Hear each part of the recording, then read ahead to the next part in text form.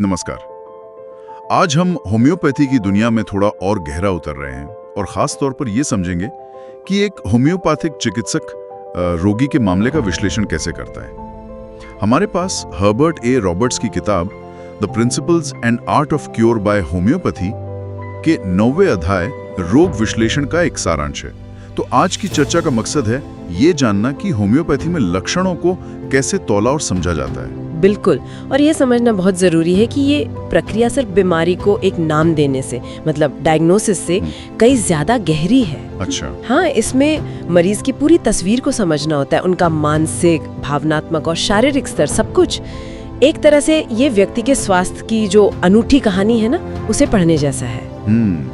तो चलिए इस कहानी को खोलते हैं फिर। सबसे पहला सूत्र कहाँ से मिलता है, मतलब विश्लेषण की शुरुआत कैसे होती है? देखिए, शुरुआत होती है रोगी की व्यक्तिगत पहचान से, जिसे रॉबर्ट्स इंडिविजुअलिटी कहते हैं। इस पे वो बहुत जोर देती हैं। व्यक्तिगत पहचान, जी।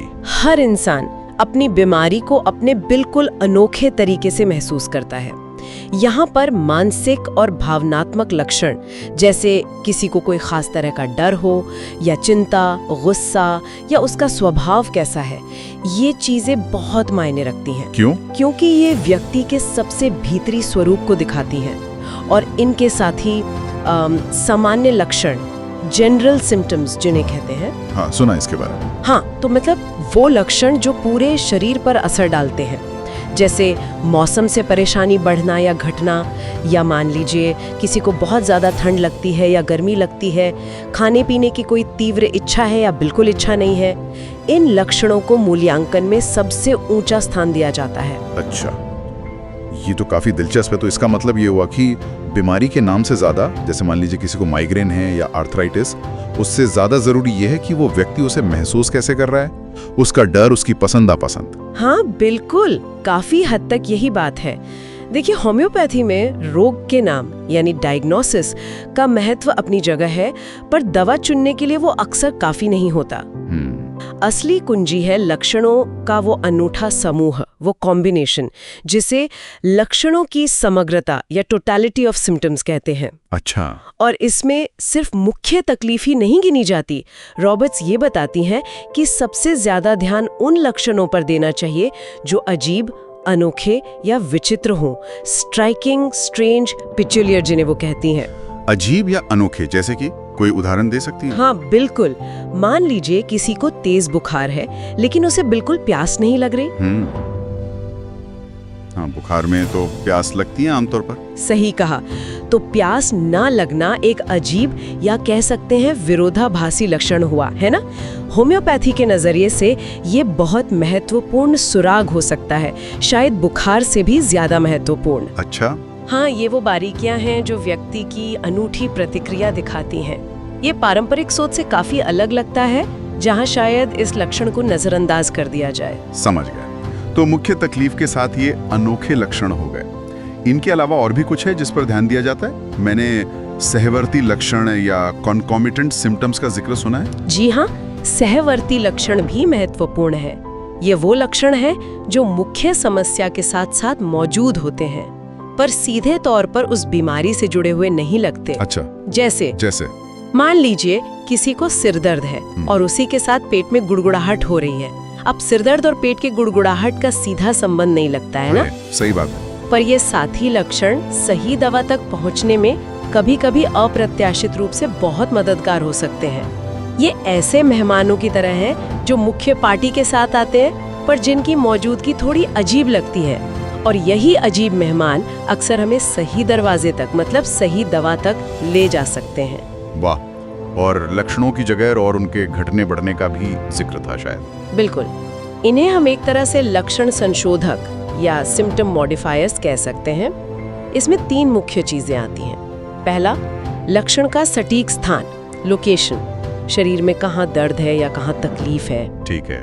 दूसरा, उसकी दिशा, डायरेक्शन, क्या वो एक जगह से दूसरी जगह जा रहा है, जैसे दर्द अगर दाएं कंधे से शुरू होकर हाथ में जा रहा हो। और तीसरा, और शायद सबसे महत्वपूर्ण, किन परिस्थितियों में वो घटता या बढ़ता है, एग्रीवेशन, एमिलियोरेशन।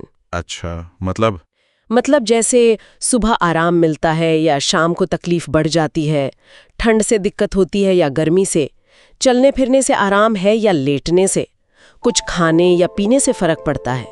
ये सारी बारीकियां, जैसे दर्द कहाँ है, क्या वो फैलता है, क्या लेटने से बढ़ता है पर गर्म सिकाई से आराम मिलता है, ये सब मिलकर ही रोगी की पूरी तस्वीर बनाती हैं। और इसी से फिर सही दवा चुनने में मदद मिलती है। बिल्कुल। ये तो हुई एक व्यक्ति की बात, पर जब कोई बीमारी बड़े पैमाने पर फैलती है, जैसे कोई महामारी, तब क्या ये तरीका बदल जाता है? मैंने एपिडेमिक रेमेडी जैसा कुछ सुना है, इसका क्या मतलब है? हाँ, ये एक दिलचस्प पहलू है।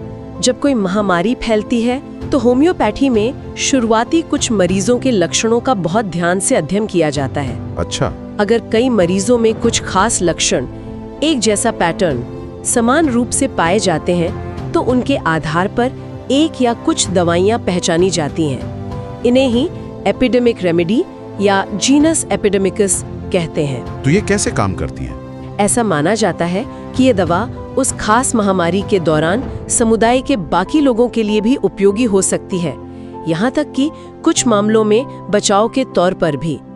ये पूरी तरह से शुरुआती मामलों के गहन अवलोकन और उनमें दिखने वाले समान पैटर्न की पहचान पर आधारित है। समझ गया।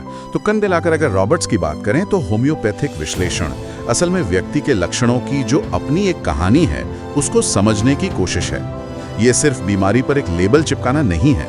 एकदम सही कहा आपने। इसमें सामान्य लक्षणों, मानसिक भावनात्मक स्थिति और खासकर वो जो अजीब या अनोखे लक्षण हैं उनको प्राथमिकता दी जाती है। बिल्कुल। और ये हमें सोचने पे मजबूर करता है ना कि किसी व्यक्ति के स्वास्थ्य को समझने के लिए ये जानना ज्यादा जरूरी है कि उन्हें क्या बीमारी है, या ये कि कैसे वो व्यक्ति उस बीमारी का अनुभव कर रहा है। हाँ, ये एक गहरा सवाल है। जी, ये नजरिया हमें बीमार व्यक्ति की पूरी तस्वीर पर ध्यान देने के लिए प्रेरित करता है, ना कि सिर्फ बीमारी के नाम पर अटक जाने के लिए। ये अपने आप में स्वास्थ्य को देखने का एक बहुत ही अलग और समग्र दृष्टिकोण है।